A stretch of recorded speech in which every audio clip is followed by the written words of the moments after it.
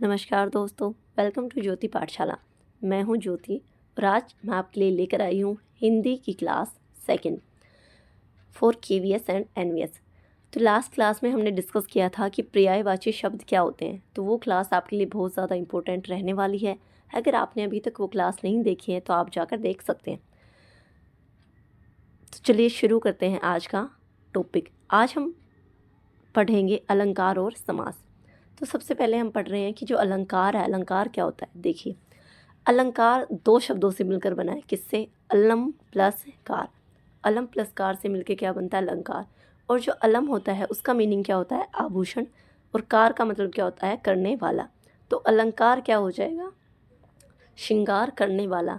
यानी कि ऐसे शब्द जो कविता की क्या करते हैं? शोभा बढ़ाते हैं, उन शब्दों को क्या कहते हैं? अलंकार कहते हैं। कविता की शोभा बढ़ाने के लिए, उसका सौंदर्य बढ़ाने के लिए, उसको अच्छी बनाने के लिए, प्रभावशाली बनाने के लिए जिन शब्दों का प्रयोग होता है उन्हें क्या कहते हैं? अलंकार कहा जाता है। देखिए, जैसे शरीर की शोभा बढ़ाने के लिए किसकी ज़रूरत होती है? आभूषण की ज़रूरत होती है। जैसे गहने हमारी सुंदरता को बढ़ाते हैं, उसी तरीके से जब कविता की सुंदरता को बढ़ाना होता है, जब कविता को प्रभावशाली बनाना होता है, तो तब हम किसका यूज़ करते हैं? अलंकारों का। तो अलंकार शब्द दो शब्दों से मिलकर बनता है, अलम प्लस कार। अलम का मतलब आभूषण, कार का मतलब करने वाला। तो जैसे शरीर की शोभा कौन बढ़ाते हैं? आभूषण बढ़ाते हैं, उसी प्रकार से जो कविता होती है उसकी शोभा कौन बढ़ाते हैं? अलंकार बढ़ाते हैं। अगर मैं परिभाषा की बात करूं तो जो कविता होती है उसमें शब्दों या अर्थों के माध्यम से सौंदर्य, माधुर्य और प्रभाव उत्पन्न करने वाले तत्व क्या कहलाते हैं? अलंकार कहलाते हैं। क्या कहेंगे कि जो कविता की क्या कर रहा है? शोभा को, सुंदरता को, उसमें प्रभाव उत्पन्न कर रहा है, चाहे शब्दों के माध्यम से या अर्थों के माध्यम से, तो उन्हें हम क्या कहते हैं? अलंकार कहते हैं। अगर मैं अलंकार के जनक की बात करूं तो आचार्य भाम में क्या रहने वाले हैं? अलंकार के जनक। अब अलंकार का महत्व क्या है? इसकी इम्पोर्टेंस क्या है? सबसे पहले अगर काव्य को क्या बनाना है? रोचक बनाना है, यानी कि इंटरेस्टिंग बनाना है और इफेक्टिव बनाना है, प्रभावशाली बनाता है, तो किसका यूज़ होता है? अलंकार का। यानी कि कविता को रोचक बनाने के लिए, प्रभावशाली बनाने के लिए किसका यूज़ किया जाता है? अलंकार का। भावों को स्पष्ट करने के लिए और सजीव भी करने के लिए किसका यूज़ होता है? अलंकार का। कविता में लय प्रदान करता है, माधुर्य और सौंदर्यता को क्या करता है? बढ़ावा देता है, बढ़ाता है। और जो पाठक होता है, यानी कि जैसे हम हैं, अगर कविता में अच्छे अच्छे शब्दों का यूज़ किया गया है, अच्छे अच्छे अर्थ के साथ बनाई गई है, तो जो हम होते हैं, पाठक होते हैं, उनको क्या आता है? आनंद आता है और रस की अनुभूति होती है। तो अलंकार क्या है? ऐसे शब्द हैं जिनके माध्यम से, अर्थों या शब्दों के माध्यम से सुंदरता को और कविता में भाव उत्पन्न करने के लिए, प्रभाव बनाने के लिए जिनका हम यूज़ करते हैं, वो क्या होते हैं? अलंकार होते हैं। अब बात कर लेते हैं अलंकार के प्रकार की। देखो, अलंकार के मुख्य कितने भाग होते हैं? 3 भागों में उसे बांटा गया है।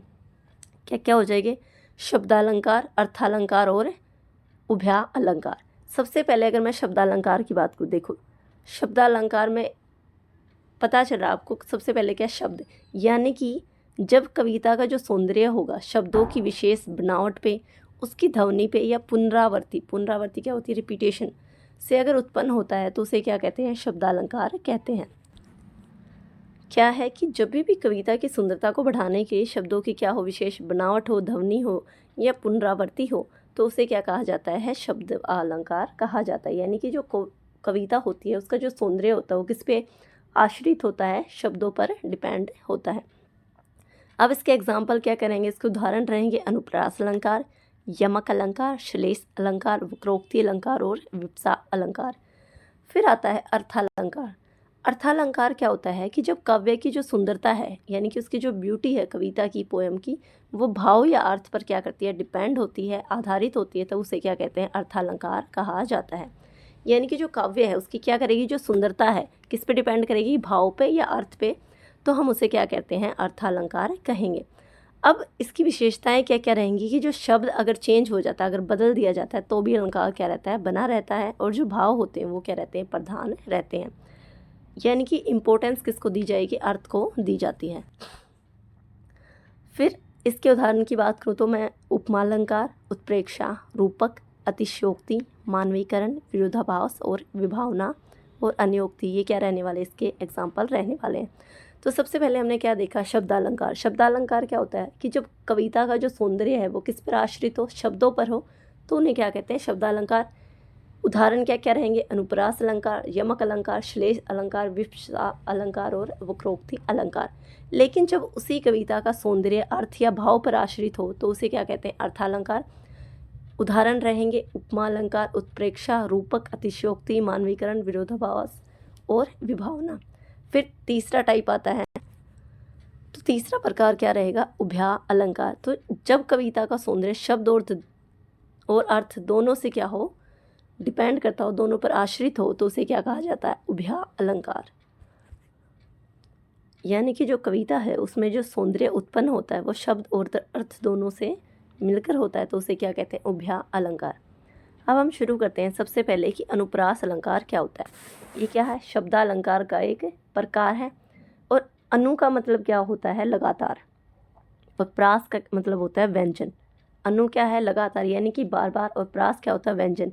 यानी कि जब एक वर्ण की आवृत्ति क्या होती है, बार बार होती है, बार बार अगर एक वर्ण रिपीट होता है तो उसे क्या कहते हैं, अनुप्रास अलंकार। क्या होगा, अनु का मतलब क्या है, लगातार, और व्यंजन, प्रास का मतलब क्या होता है, व्यंजन। तो जब एक वर्ण की आवृत्ति क्या होगी, बार बार होती है, 2 बार या उससे ज़्यादा होती है, तो उसे क्या कहा जाता है, अनुप्रास अलंकार। जैसे रघुपति राघव राजा राम, पतित पावन सीता राम। तो ये क्या रहने वाला है, इसका एग्जाम्पल रहने वाला है, क्योंकि रे वर्ण की जो आवृत्ति है वो क्या हो रही है, बार बार हो रही है। तो अनुप्रास अलंकार में हम क्या देखते हैं कि जो एक वर्ण है उसकी आवृत्ति अगर बार बार हो रही है किसी वर्ण की, तो उसे क्या कहा जाता है, अनुप्रास अलंकार। और क्या हो जाएगा इसका एग्जाम्पल, कालिंदी, कालंदी कूल कदम की डारन, कालंदी कूल कदम की डारन, डारन। अब आप मुझे बताओगे कि इसमें किस वर्ण की आवृत्ति क्या हो रही है, बार बार हो रही है। तो अनुप्रास अलंकार क्या है कि एक ही वर्ण की आवृत्ति क्या होती है, बार बार होती है, तो उसमें कौन सा अलंकार पाया जाता है, अनुप्रास अलंकार। फिर आता है यमक अलंकार। देखो, यमक अलंकार क्या होती है, जब एक ही शब्द एक से अधिक बार आए लेकिन उसके अर्थ क्या हो, अलग अलग हो। क्या होगा, एक शब्द है वो एक से ज़्यादा बार आएगा मगर जो उसका अर्थ होगा वो क्या होगा, अलग अलग होता है। जैसे काली घटा का घमंड घटा। अब जो घटा है 2 बार आ गया है, काली घटा का घमंड घटा, लेकिन एक जो घटा है उसका मतलब क्या है, बादल है, और जो दूसरी घटा है उसका मतलब क्या है, कम करना। तो कहना क्या चाह रहा है कि जो काली घटा है यानी कि जो काले बादल हैं उनका जो घमंड है वो क्या हो गया है, घट गया है, वो क्या हो गया है, कम हो गया है। तो एक शब्द था एक से अधिक बार आया है लेकिन जो अर्थ हैं वो क्या है, अलग अलग हैं, इसलिए इसे क्या कहा जाता है, यमक अलंकार। ऐसे ही सजना है मुझे सजना के लिए। अब सजना क्या है, यहाँ जो लड़की है वो क्या कह रही है कि मुझे श्रृंगार करना है, मुझे संवरना है, किसके लिए, अपने प्रियतम के लिए, यानी कि अपने सजन के लिए, अपने प्रियतम के लिए लड़की को क्या करना है, श्रृंगार करना है, सजना है, संवरना है। तो इसलिए दोनों सजना के मीनिंग क्या हैं, अलग अलग हैं, दो अलग अलग ये अर्थ दे रहे हैं। उसी तरीके से 3 बेर खाती थी 3 बेर खाती है। देखो 3 जो बेर है, एक बार बेर क्या है, फल है, और दूसरी बार बेर का मतलब है टाइम, यानी कि 3 बार कि दिन में आप मान लो बेर खा रहे हो, कितनी बार खा रहे हो, 3 बार खा रहे हो। तो यहाँ ये बेर जो है किसको बता रहा है, टाइम को बता रहा है, और एक जगह बेर किसकी बात कर रहे हैं, फल की बात हो रही है। तो यमक अलंकार में क्या होता है कि एक ही शब्द होता है लेकिन वो एक से अधिक बार आता है, परंतु जो अर्थ हो जाता है वो क्या हो जाता है, अलग अलग हो जाता है। ऐसे ही कनक कनकते सोगुनी मादकता अधिकाए, या खाए बोराए जग पाए बोराए। तो यहाँ एक कनक क्या है, धतूरा है, और दूसरे कनक का मतलब क्या है, सोना। कनक का पर्यायवाची मैंने आपको लास्ट क्लास में बताया था, सोने का पर्यायवाची क्या होता है, कनक होता है। तो कनक कनक की बात हो रही है, तो एक कनक का मतलब क्या है, धतूरा है, और दूसरे कनक यहाँ किसको रिप्रेजेंट कर रहा है, किसको बता रहा है, सोने को। तो इस तरीके से यमक अलंकार में क्या होता है कि एक शब्द एक से अधिक बार आता है लेकिन अर्थ क्या हो जाते हैं, अलग अलग हो जाते हैं। फिर आता है तीसरा विप्सा अलंकार और पुनरावर्ती अलंकार। देखो अब इसमें क्या होता है कि एक शब्द बार बार रिपीट होता है लेकिन अर्थ क्या रहता है, सेम रहता है। देखो यमक अलंकार और विप्सा अलंकार में क्या डिफरेंस है, क्या वो है कि यमक अलंकार में क्या हो रहा था कि एक शब्द था एक से अधिक बार आ रहा था मगर जो अर्थ था वो क्या था, अलग अलग था।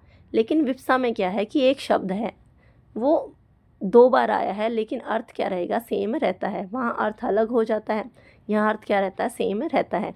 तो जो 2 शब्द क्या होते हैं, रिपीट होते हैं, लेकिन उनका मीनिंग अगर सेम रहे तो उसे क्या कहते हैं, विप्सा अलंकार या पुनरावर्ती अलंकार। जैसे हाय हाय मेरा प्राण प्यारा कहाँ है, देखो देखो राम नाम की माया। तो यहाँ जो हाय हाय है और जो देखो देखो है, उनका अर्थ क्या है, सेम ही है। तो इसे क्या कहते हैं, विप्सा अलंकार। फिर आता है श्लेष अलंकार। श्लेष अलंकार में क्या होता है, जब एक ही शब्द के अनेक अर्थ निकले तो वो क्या होता है, श्लेष अलंकार। क्या होगा, शब्द एक ही है, लेकिन शब्द के जो अर्थ निकलेंगे उसके क्या निकलेंगे, अनेक अर्थ निकल सकते हैं, तो उसे क्या कहते हैं, श्लेष अलंकार।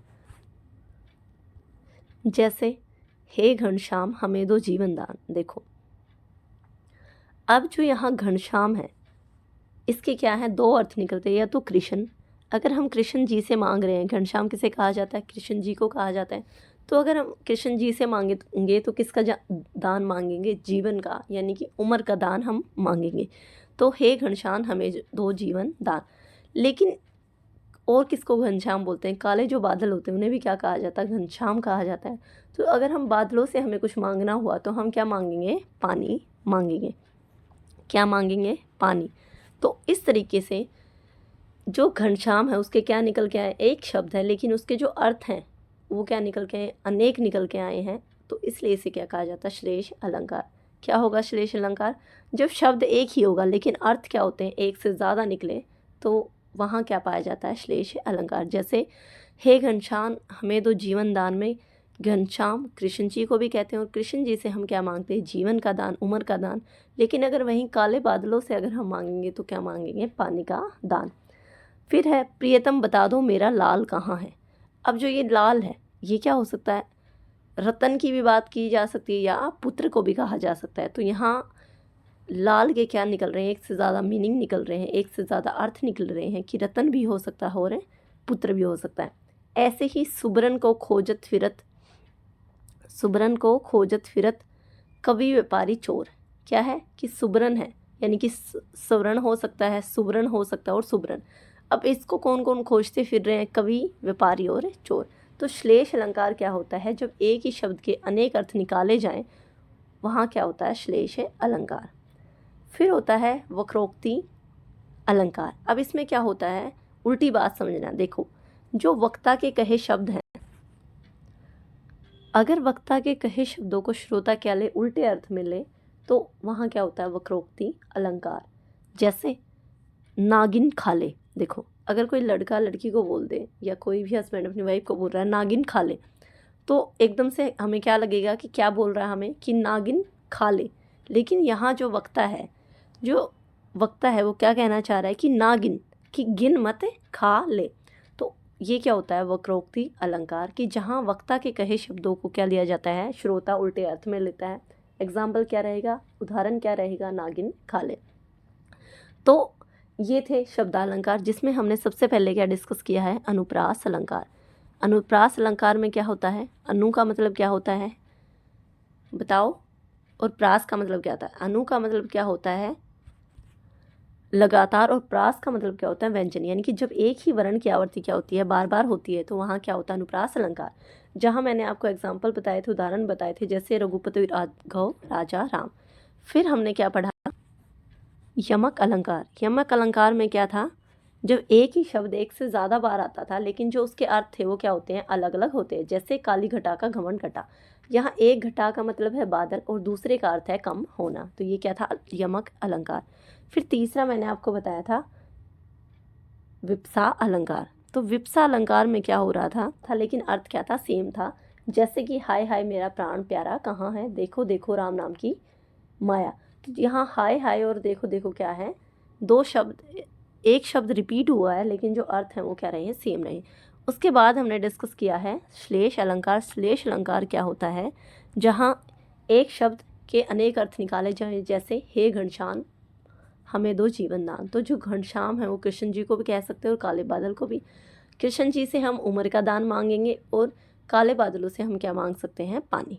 तो ये था श्लेष अलंकार। और लास्ट में हमने क्या डिस्कस किया है, वक्रोक्ति अलंकार, जहाँ वक्ता के कहे शब्दों को जो श्रोता होता है वो क्या लेता है, उल्टे शब्दों में लेता है। तो ये उदाहरण थे शब्दा अलंकार के। अब हम देखेंगे अर्थालंकार के। अर्थालंकार क्या था? जब कविता की सुंदरता क्या करती है, अर्थ पर या भाव पर आश्रित होती है, उसे क्या कहते हैं? अर्थालंकार। अब जो अर्थालंकार होता है उसमें सबसे पहले आता है उपमा अलंकार। देखो, जो उपमा अलंकार होता है उसमें क्या की जाती है, किसी को किसी के क्या बताया जाता है? समान बताया जाता है। क्या किया जाएगा? किसी को किसी के समान बताया जाएगा। जैसे मुख चंद्र सा है। क्या है? मुख चंद्र सा है। अब इसमें क्या किया गया है? जो मुख है उसको क्या किया गया है? उसकी कंपैरिजन की गई है, उसको किसके समान बताया गया है? चंद्रमा के समान बताया गया है। अब यहाँ दो चीज़ें होती हैं, एक होता है उपमेय, एक होता है उपमा। अगर मैं उपमेय की बात करूँ तो उपमेय क्या होता है? जिसकी बात हो, जिसकी बात हो। और उपमान क्या होता है? जिससे तुलना हो। उपमान क्या है? जिससे तुलना हो। तो आप मुझे बताओ, मुख चंद्र सा है, इस वाक्य में उपमेय क्या है और उपमान क्या है? देखो, किसकी बात की गई है? मुख की। तो मुख क्या रहेगा? उपमेय। क्या हो जाएगा? मुख उपमेय। और तुलना किससे की गई है? चंद्र से की गई है, तो चंद्र क्या हो जाएगा? उपमान। उपमा अलंकार में क्या होता है? किसी को किसी के समान बताया जाए तो वहाँ क्या होता है? उपमा अलंकार होता है। अब उपमेय क्या होता है? जिसकी बात हो। और उपमान क्या होता है? जिससे तुलना हो। जैसे मुख चंद्र सा है, तो इसमें उपमेय क्या हो गया? मुख, क्योंकि मुख के बारे में, मुंह के बारे में क्या हो रही है? बात की जा रही है। और चंद्र क्या हो गया? उपमान, क्योंकि चंद्र के साथ, चंद्रमा के साथ क्या की जा रही है? तुलना की जा रही है। तो वाचक शब्द क्या क्या रहेंगे? के, समान, सा, सी, जैसे, सरिस, सम, ये क्या रहते हैं? वाचक शब्द रहते हैं। एग्जाम्पल देख लेते हैं। मुख चंद्र सा है, मैंने अभी अभी आपको बताया। उसके अलावा उपमेय क्या होता है? जिसकी बात हो। उपमान क्या होता है? जिससे तुलना हो। ऐसे ही पीपर पात सरिस मन डोला, हाय फूल सी कोमल बच्ची। देखो, अब फूल क्या है यहाँ? फूल हो गया उपमान है, क्योंकि फूल से क्या की गई है? तुलना की गई है। मगर बात किसकी हो रही है? बच्ची की। तो बच्ची क्या होगी? उपमेय। बात किसकी की जा रही है? बच्ची की, इसलिए बच्ची क्या होगी? उपमेय। लेकिन तुलना किससे की गई है? फूल से की गई है, तो फूल क्या हो जाता है? उपमान। उपमा के अंग क्या क्या होते हैं? उपमेय, उपमान, वाचक और साधारण गुण। फिर आता है उत्प्रेक्षा अलंकार। अब जब किसी में किसी दूसरे की क्या की जाती है? कल्पना की जाती है, संभावना की जाती है, तो वहाँ क्या होता है? उत्प्रेक्षा अलंकार। उससे पहले हमने क्या देखा? उपमा अलंकार। उपमा अलंकार में क्या की जाती थी? समान बताया जाता था, तुलना की जाती थी। लेकिन उत्प्रेक्षा अलंकार में क्या होता है? जब किसी में किसी दूसरे की क्या कर ली जाती है? कल्पना कर ली जाती है या संभावना कर ली जाती है। अगर मैं वाचक शब्दों की बात करूँ तो क्या रहेगा? मानो, मनु, जो, जानो, जनू, त्यों, ये क्या रहने वाले हैं? वाचक शब्द रहेंगे। जैसे मुख मानो चंद्र है। अब जो मुख है उसमें क्या कर दी गई है? कल्पना कर दी गई है, संभावना कर दी गई है कि मुख क्या है? चंद्र है। ऐसे ही केशव का सिंह, क्या? केशव का सिंह दहाड़ उठा। केशव का सिंह दहाड़ उठा। मानो जैसे पहाड़ चिंगाड़ उठा।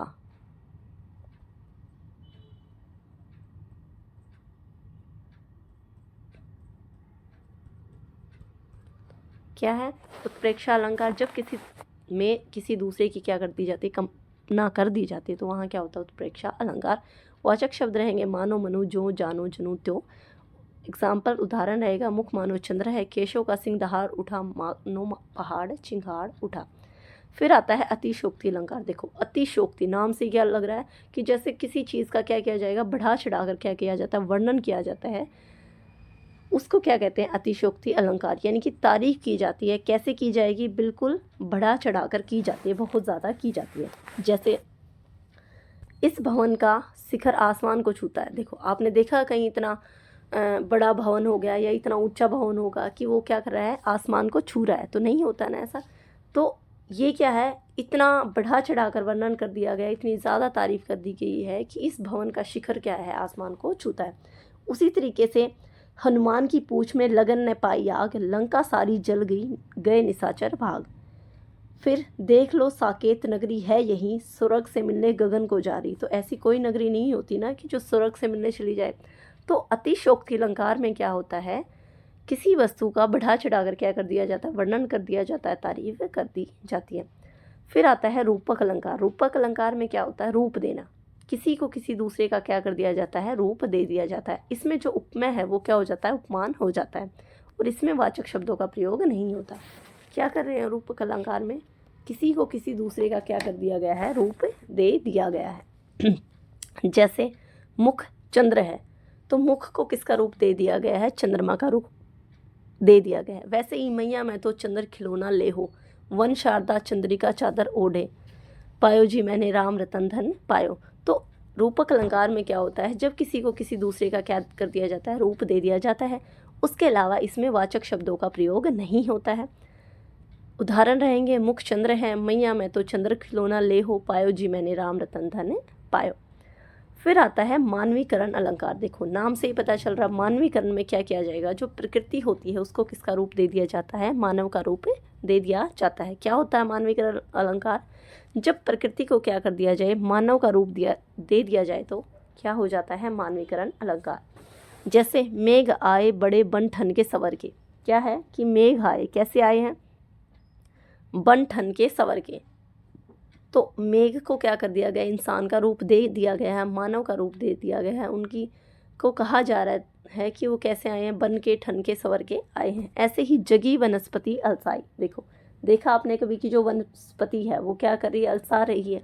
तो यहाँ क्या किया गया है, वनस्पति को क्या कर दिया गया है, मानव का रूप दे दिया गया। ऐसे ही मुख धोती शीतल जलधारा, क्या है कि मुख धो रही है शीतल जलधारा। तो मानवीकरण अलंकार में क्या होता है कि प्रकृति को क्या कर दिया जाता है, मानव का रूप दे दिया जाता है।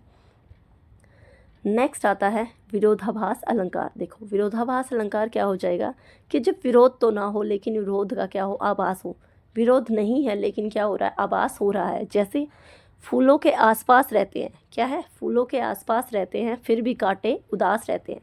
तो नहीं रहना चाहिए ना, अगर कोई फूलों के आसपास रह रहा, फूल बड़ी कोमल सी चीज़ है लेकिन फिर भी क्या है, कांटे उदास रहते हैं। तो यहाँ विरोध नहीं है लेकिन क्या है, विरोध का आभास है। ऐसे ही जब से आँख लगी तब से आँख न लगी, क्या है,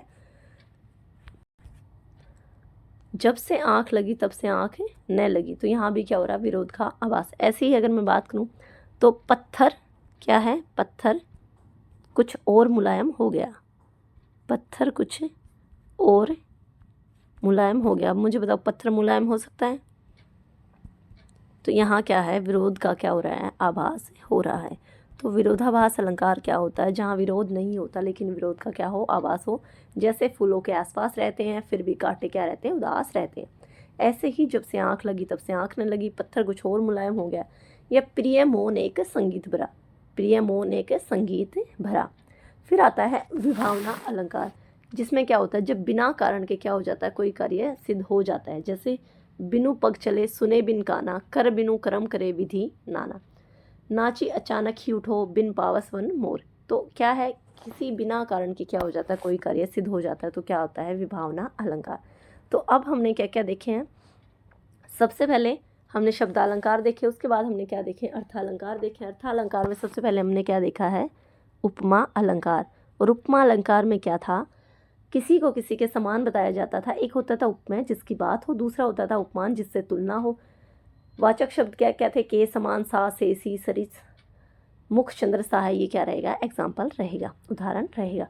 उसके बाद क्या था, उत्प्रेक्षा अलंकार। उत्प्रेक्षा अलंकार में क्या होता है, जब किसी में किसी दूसरे की क्या की जाती थी, कल्पना की जाती थी। फिर था अतिशोक्ति अलंकार। अतिशोक्ति में क्या था, क्या कर दी जाती थी, बढ़ा चढ़ाकर क्या की जाती थी, तुलना की जाती थी। बढ़ा चढ़ाकर क्या की जाती थी, तारीफ कर दी जाती थी। फिर क्या था, रूपक अलंकार। क्या था, रूपक अलंकार। रूपक अलंकार में क्या था, किसी को किसी का क्या कर दिया जाता था, रूप दे दिया जाता था और वाचक शब्दों का प्रयोग नहीं होता। जैसे मुख चंद्र है। फिर हमने क्या पढ़ा है, मानवीकरण अलंकार। अब मानवीकरण अलंकार में क्या था, प्रकृति को क्या कर दिया गया था, मानव का रूप दे दिया जाता है। फिर हमने देखा था विरोधाभास, और लास्ट में हमने क्या देखा है, विरोधाभास में क्या था, जब विरोध तो ना हो लेकिन विरोध का आभास हो। तो इस तरीके से हमने अलंकार देख लिए हैं। अलंकार क्या होते हैं, श्रृंगार करने वाले ने, यानी कि कविता की शोभा को बढ़ाने के लिए, सुंदरता को बढ़ाने के लिए और प्रभाव उत्पन्न करने के लिए जिनका प्रयोग किया जाता है उन्हें क्या कहते हैं? अलंकार कहते हैं। 3 प्रकार थे, शब्दालंकार, अर्थालंकार और उभय अलंकार, जिसमें हमने जो इम्पोर्टेंट अलंकार है आपके एग्जाम में आते हैं वो हमने डिस्कस कर लिए। तो अब डिस्कस करते हैं आज का दूसरा टॉपिक, जो कि है समास। अगर मैं समास की बात करूं तो समास क्या होता है? देखो, संक्षिप्तीकरण को क्या कहते हैं? समास कहते हैं। जब भी 2 या 2 से अधिक शब्द क्या करेंगे? मिलेंगे और मिलकर क्या बनाते हैं? एक नया अर्थ देंगे, एक स्वतंत्र शब्द बनाएंगे, तो उनको क्या कहा जाता है? समास कहा जाता है। क्या है? 2 या 2 से अधिक शब्दों के परस्पर संबंध बताने वाले शब्द अथवा कारक चिन्हों का लोप होने पर 2 अथवा 2 से अधिक शब्दों के मेल से बना जो एक स्वतंत्र शब्द होता है उसे क्या कहते हैं? समास कहते हैं। जैसे दया का सागर। अब दया अलग शब्द, सागर अलग है, और का क्या है? कारक चिन्ह है। तो दया का सागर को जब हम क्या करते हैं? मिलाते हैं, जब इनका मेल होता है तो एक नया शब्द बनता है। क्या है? दया सागर। तो दया सागर यहाँ क्या होता है? समास होता है। तो 2 या 2 से अधिक शब्दों के मेल से बना नया शब्द क्या कहलाता है? समास कहलाता है। जैसे उदाहरण में दया और सागर क्या था? 2 शब्द थे, इनके परस्पर संबंध बताने वाले का प्रत्यय का क्या हुआ था? लोप हुआ था, और एक स्वतंत्र शब्द क्या बना था? दया सागर। समास क्या होता है? 2 या 2 से अधिक शब्दों के मेल से बना नया शब्द क्या कहलाता है? समास कहलाता है। अगर मैं प्रकार की बात करूं तो अर्थ के आधार पर जो समास के प्रकार होते हैं कितने होते हैं? 6। सबसे पहले आता है अव्ययभाव समास, दूसरा होता है तत्पुरुष समास, फिर होता है कर्मधारय समास, फिर द्वंद्व समास, द्विगु समास, और फिर क्या आता है? बहुव्रीहि समास। क्या क्या होते हैं? अव्ययभाव समास, तत्पुरुष समास, कर्मधारय समास, द्वंद्व समास और द्विगु और बहुव्रीहि समास। तो और वैसे अगर पदों की प्रधानता के आधार पर अगर हम देखें, क्या देखें? पदों की प्रधानता, तो कितने टाइप हो जाएंगे? 4 होते हैं। सबसे पहले होएगा अव्ययभाव समास, फिर तत्पुरुष, द्वंद्व और बहुव्रीहि। तो ये किसके आधार पर प्रकार हैं? पदों की प्रधानता के आधार पर। अब हम शुरू करते हैं समास के भेद। सबसे पहले क्या होता है? अव्ययभाव समास। देखो, अव्ययभाव समास क्या होता है? जिसका पहला पद क्या होता है? अव्यय होता है, और इसमें जो पहला पद क्या रहता है? वो प्रधान रहता है। यानी कि पहला पद क्या होता है? प्रधान होता है। अव्ययभाव समास क्या है? जिसमें पहला पद क्या होता है? प्रधान होता है, और जिसका पहला पद क्या होता है? अव्यय होता है। अगर मैं अव्यय की बात करूं तो अव्यय क्या होते हैं? अविकारी होते हैं। और अविकारी क्या होते हैं? अविकारी वो शब्द होते हैं जिनमें कोई क्या ना हो? परिवर्तन ना हो, जिसमें कोई चेंज ना आ पाए, वो क्या होते हैं? अविकारी। तो अव्ययभाव समास क्या होता है? जिसमें पहला पद क्या होता है? प्रधान होता है, उसके अलावा इसमें पहला पद क्या होता है? अव्यय होता है। तो जनरली जो ये समास होता है इसमें क्या आएंगे? प्रति, नि, अनु, यथा, बे, अति, आ, ला, भर, इससे क्या होता है? शुरू होता है। अब अव्यय क्या होता है? अविकारी होता है, जिसमें कोई परिवर्तन ना हो। तो एग्जाम्पल क्या रहेंगे? उदाहरण क्या रहेंगे अव्ययभाव समास के? प्रत्येक, प्रतिदिन, यथाशक्ति, आजीवन, प्रतिक्षण, बेईमान, अतिवादी, निस्संदेह, भरपेट, लाचार, आमुख, ये क्या रहेंगे? उदाहरण रहेंगे। उसके अलावा अगर मैं बात करूँ जो पुनरुक्त शब्द होते हैं, यानी कि जो रिपीटेड शब्द होते हैं, जैसे दिनों दिन, रातों रात, खानों को, हाथों हाथ, एकाएक, ये भी क्या हो जाते हैं? अव्ययभाव समास होते हैं। उसके अलावा यथानुसार, यथानुसार का मतलब क्या है? स्थान के अनुसार, आजीवन यानी कि जीवन भर, ये क्या है? प्रतिदिन यानी कि प्रत्येक दिन, यथा समय यानी कि समय के अनुसार। तो अव्ययभाव समास क्या होता है? जिसका पहला पद क्या होता है? प्रधान होता है। इसमें क्या होते हैं? जो पहला पद क्या होता है? अव्यय होता है, और जो अव्यय होते हैं वो क्या होते हैं? अविकारी होते हैं, जिनमें कोई परिवर्तन नहीं होता है। उदाहरण मैंने आपको बता दिए हैं, प्रत्येक, प्रतिदिन, यथाशक्ति, आजीवन, प्रतिक्षण, बेईमान, अतिवादी। और उसके अलावा अगर पुनरुक्त शब्द होते हैं, यानी कि जो रिपीटेड शब्द होते हैं, अगर वो हो तो कौन सा समास होगा? अव्ययभाव समास। फिर हम बात कर लेते हैं दूसरे समास की। दूसरा जो प्रकार होता है वो क्या होता है? तत्पुरुष समास।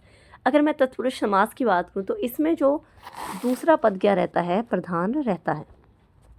दूसरा पद क्या होगा? प्रधान होगा। सबसे पहले हमने क्या देखा है? अव्ययभाव, जिसमें क्या था? पहला पद क्या था? प्रधान था। लेकिन इसमें क्या रहेगा? दूसरा पद क्या रहेगा? प्रधान होता है। और इसमें दोनों पदों के बीच क्या रहता है, का लोप रहता है। कैसे पहचान करोगे, पहली बात दूसरा पद प्रधान होता है, उसके अलावा इसमें क्या होता है, कारक चिन्ह आते हैं। यानी कि जो शब्द होंगे उनके बीच में क्या आएंगे, कारक चिन्ह आएंगे। और कारक चिन्ह कहाँ से आएंगे, कर्म से लेकर शुरू होंगे। यानी कि कर्ता, अगर मैं कारक की बात करूँ तो कर्ता का जो कारक चिन्ह होता है क्या होता है, ने, कर्ता ने। तो कर्ता ने को छोड़कर जो कर्म हो गया, कर्म, करण, इनके क्या आते हैं, कारक चिन्हों का प्रयोग होता है। तो तत्पुरुष समास क्या होता है, जिसमें दूसरा पद प्रधान होता है। अब जो तत्पुरुष समास होता है उसके भी क्या होते हैं, भेद होते हैं। सबसे पहले क्या होता है, कर्म तत्पुरुष। क्या होता है कर्म का, में को का क्या रहता है, लोप रहता है। जैसे मतदाता यानी कि मत को देने वाला, ऐसे ही गिरह कट, गिरह को काटने वाला। तो दो शब्दों के बीच में किसका लोप है, को का लोप है, तो वहाँ क्या हो जाता है, कर्म तत्पुरुष। फिर आता है करण तत्पुरुष। करण तत्पुरुष कौन से शब्द होंगे जहाँ क्या होगा, करण कारक चिन्ह का क्या होता है, लोप होता है। करण, कर्ता ने कर्म को करण से, तो जहाँ से का क्या होगा, लोप होगा, वहाँ क्या आ जाता है, करण तत्पुरुष। जैसे जन्मजात यानी कि जन्म से जन्मा, मुँह मांगा यानी कि मुँह से मांगा, तो यहाँ क्या रहेगा, करण तत्पुरुष। गुणहीन यानी कि गुणों से हीन। फिर आता है संप्रदान तत्पुरुष। तो जहाँ संप्रदान कारक चिन्ह का क्या होगा, लोप होगा, वहाँ क्या आ जाएगा, संप्रदान तत्पुरुष। जैसे संप्रदान का कारक चिन्ह क्या होता है, के लिए, संप्रदान के लिए। तो जहाँ के लिए का क्या होता है, लोप होता है, वहाँ क्या हो जाता है, संप्रदान तत्पुरुष। जैसे हथकड़ी, हाथ के लिए कड़ी, सत्याग्रह, सत्य के लिए आग्रह, युद्ध भूमि, युद्ध के लिए भूमि। उसके अलावा अगर मैं बात करूँ तो क्या हो जाएगा, जैसे परीक्षा भवन, ठीक है, रसोई घर, व्यायामशाला यानी कि व्यायाम के लिए शाला, परीक्षा भवन क्या हो जाएगा, परीक्षा के लिए भवन। फिर आता है अपादान तत्पुरुष। अब जहाँ अपादान कारक चिन्ह का क्या होगा, लोप होगा। देखो, करण से, कर्ता ने कर्म को करण से, संप्रदान के लिए, अपादान से, अधिकरण में पर। तो जो अपादान होता है इसमें भी क्या होता है, से कारक चिन्ह का लोप होता है। लेकिन जो करण में से आता है वहाँ क्या होता है, वो साधन का काम करता है। और जो अपादान में आता है से, इसमें क्या होता है, यहाँ अलग होने का क्या होता है, भाव होता है। तो धनहीन यानी कि धन से क्या है, हीन है। भयभीत, भय से क्या है, भीत है। और जन्म से क्या है, अंधा है। तो यहाँ क्या हो गया, अपादान तत्पुरुष। फिर आता है संबंध तत्पुरुष, जहाँ संबंध कारक चिन्ह का क्या होता है, लोप। जैसे संबंध का के की बताते हैं, तो प्रेम सागर यानी कि प्रेम का सागर, दिनचर्या, दिन की चर्या, भारत रत्न यानी कि भारत का क्या है, रतन है। फिर आता है अधिकरण तत्पुरुष, जहाँ अधिकरण कारक चिन्ह का क्या होगा, लोप होगा। और अधिकरण के कारक चिन्ह क्या होते हैं, में और पर। तो नीति निपुण यानी कि नीति में निपुण, आत्मविश्वास यानी कि आत्म पर विश्वास, और घुड़सवार, घोड़े पर सवार। तो ये क्या था, तत्पुरुष समास, जिसमें क्या होता है, दूसरा पद क्या रहेगा, प्रधान रहता है। उसके अलावा मैंने आपको बताया कि इसमें क्या आते हैं, कारक चिन्ह आते हैं। दोनों शब्दों के बीच क्या आएंगे, कारक चिन्ह आएंगे। एग्जाम्पल और बता देती हूँ मैं, जैसे राजपुत्र यानी कि राजा का पुत्र, चिड़ीमार, रस भर, मुंह तोड़, मुंह तोड़ का क्या हो जाएगा, मुंह को तोड़ने वाला, रोगग्रस्त, रोग मुक्त। उसके अलावा परीक्षा भवन, रसोई घर, गौशाला, देवालय, नीति निपुण, शरणागत, ग्रहगत, कवि श्रेष्ठ, भयभीत, जलजात, मनमाना, ये क्या हो जाएंगे, एग्जाम्पल तत्पुरुष समास के। फिर आता है कर्मधारय समास। अब जो कर्मधारय समास होता है इसमें क्या होता है, कभी पहला और कभी क्या होगा, दूसरा पद क्या रहेगा, प्रधान रहता है। कभी पहला और कभी दूसरा पद क्या रहता है, प्रधान रहता है। और इसमें क्या होता है, एक होता है विशेषण और दूसरा क्या होता है, विशेष्य। जैसे उपमेय उपमान का संबंध होता है, वैसे ही क्या होता है, विशेषण और विशेष्य का क्या रहता है, संबंध रहता है। अगर बात पहचानोगे कैसे, तो अगर दोनों शब्दों के बीच में क्या आ जाए, है जो, के समान, रूपी जैसे अगर शब्द आ जाए, के समान और के समान और रूपी जैसे क्या आ जाए, शब्द आ जाएं, तो वहाँ क्या हो जाता है, कर्मधारय समास। कर्मधारय समास क्या है, कभी पहला और कभी दूसरा पद क्या होता है, प्रधान होता है। उदाहरण रहेंगे, काली मिर्च, काली है जो मिर्च, नीलकमल यानी कि नीला है जो कमल, पीतांबर यानी कि पीला है जो अंबर। ऐसे ही चंद्रमुखी, चंद्र के समान मुख है वाली।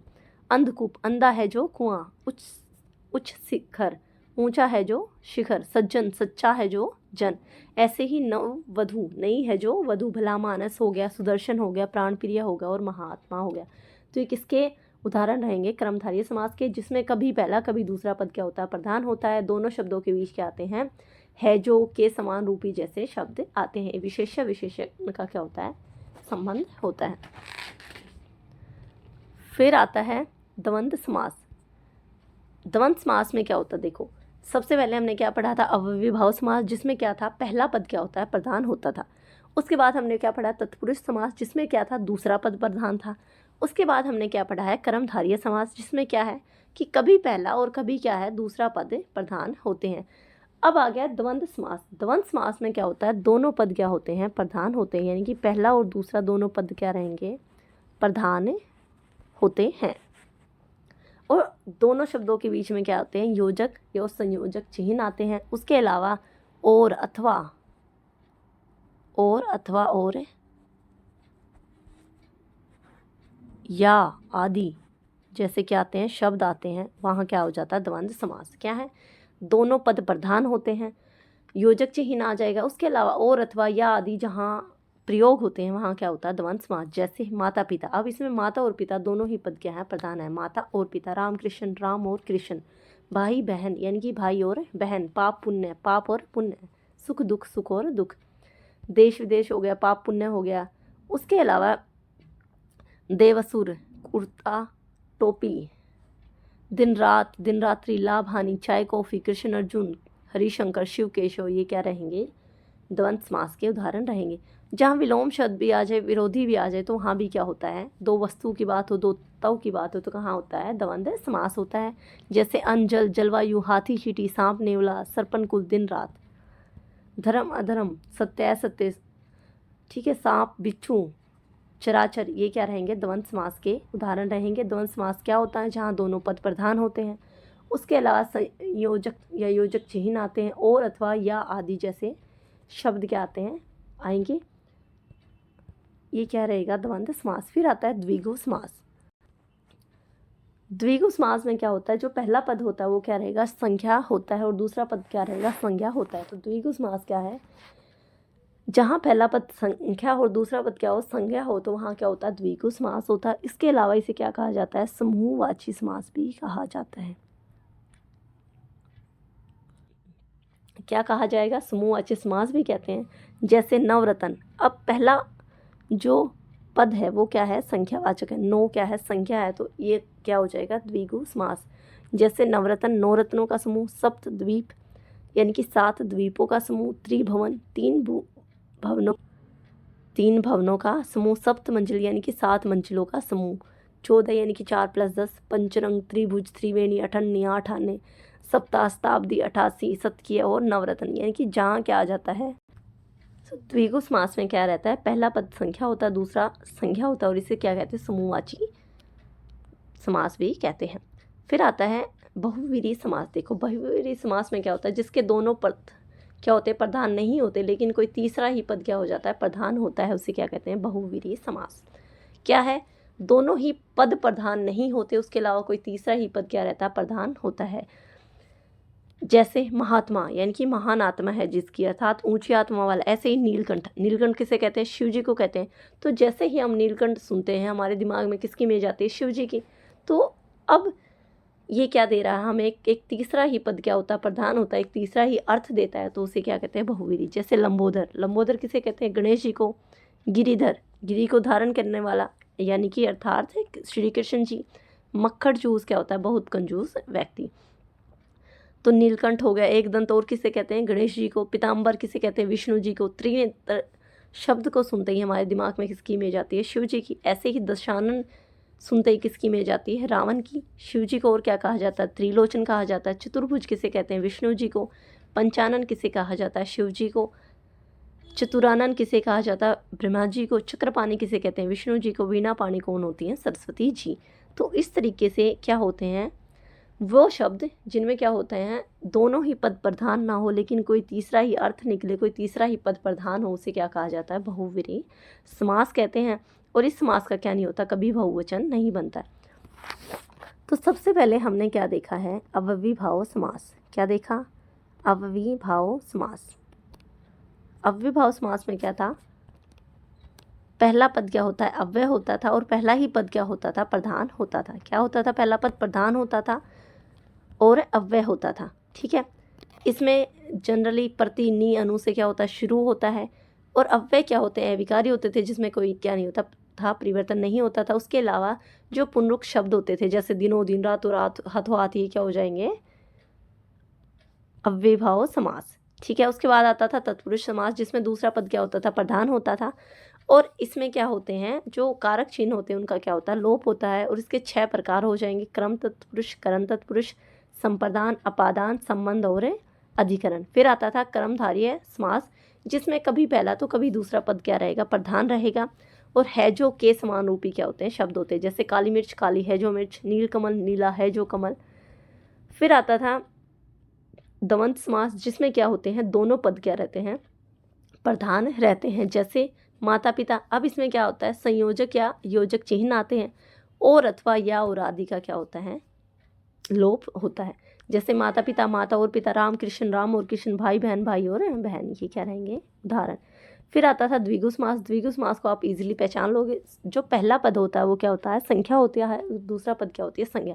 तो जहाँ भी पहला पद आपको संख्या दिखे, वहाँ क्या हो जाता है, द्विगु समास। और इसे क्या कहा जाता है, समूहवाची भी कहा जाता है। जैसे नवरत्न, 9 रत्नों का समूह, ऐसे ही सप्त मंजिल, 7 मंजिलों का समूह। फिर आता है बहुव्रीहि समास, जिसमें दोनों ही पद प्रधान नहीं होकर क्या होता है, तीसरा पद क्या रहता है, प्रधान होता है। तो वहाँ क्या हो जाता है, बहुव्रीहि समास। यानी कि जब एक शब्द का क्या निकले, कोई अलग ही अर्थ निकले, उसे हम क्या कहेंगे, बहुव्रीहि समास। जैसे नीलकंठ शिव जी को कहा जाता है, एक दंत गणेश जी को, पीताम्बर विष्णु को, त्रिनेत्र शिव को, दशानन रावण को।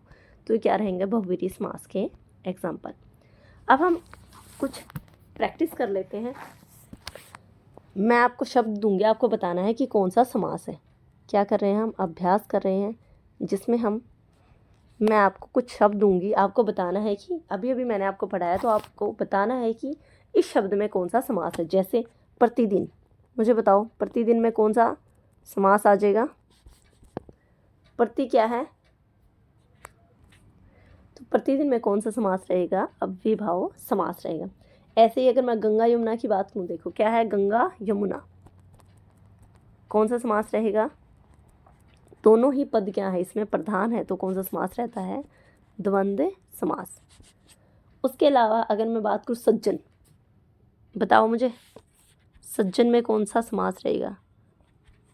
सज्जन का मतलब क्या होगा, सच्चा है जो जन। और है जो किस में आते थे, कर्मधारय समास में। तो सज्जन कौन सा समास रहेगा, कर्मधारय। अगर मैं त्रिभुवन की बात करूँ, त्रिभुवन बताओ जरा, त्रिभुवन या नवरत्न, पहला पद क्या आ रहा है, संख्या आ रहा है, तो ये क्या हो जाएगा, द्विगु समास। ऐसे ही दाल भात, दाल भात क्या रहेगा, दाल और भात। तो और कहाँ आ रहा था, द्वंद्व समास में, जिसमें क्या थे, दोनों पद क्या होते हैं, प्रधान होते हैं। फिर क्या था, नीलकमल, नीलकमल बताओ क्या होगा, नीला है जो कमल, है जो किस में आता था, कर्मधारय समास में। तो ये क्या हो जाएगा, कर्मधारय समास। फिर अगर मैं देवालय की बात करूँ, देवालय क्या हो जाएगा, देवों के लिए आलय। कारक चिन्हों का लोप कहाँ आता था, तत्पुरुष समास में। तो देवालय क्या हो जाएगा, रसोई घर, परीक्षा भवन, विद्यालय, व्यायामशाला, व्यायाम के लिए शाला, ये क्या हो जाएंगे, तत्पुरुष समास। अगर मैं बारंबार की बात करूँ, क्या है, बारंबार, बारंबार में क्या हो रहा है, पुनरुक्ति हो रही है, रिपीटेशन हो रही है। रिपीटेशन किस में थी, अव्ययीभाव समास में। ऐसे ही जलवायु की बात करूँ, तो जलवायु में क्या है, दोनों ही जो पद हैं वो क्या है, इंपॉर्टेंट है, महत्वपूर्ण। तो यहाँ क्या हो जाएगा, द्वंद्व समास। तो चलिए आज की क्लास यहीं समाप्त होती है। आज की क्लास में हमने अलंकार और समास को डिस्कस कर लिया है। ऐसे ही हिंदी की क्लास मैं आपके लिए कंटिन्यू रखूँगी। अगर आप चाहते हैं कि मैं आपके लिए कंप्यूटर की क्लास लेके आऊँ KVS और NVS के लिए, तो मुझे कमेंट करके ज़रूर बताएं। अगर आप चाहते हैं तो मैं जल्दी ही कंप्यूटर की भी आपके लिए KVS और NVS के लिए क्लास शुरू कर दूँगी। अगर वीडियो पसंद आई तो लाइक करें, चैनल को सब्सक्राइब करें और बेल आइकन प्रेस करना ना भूलें। मिलते हैं नेक्स्ट वीडियो में, तब तक के लिए बाय बाय।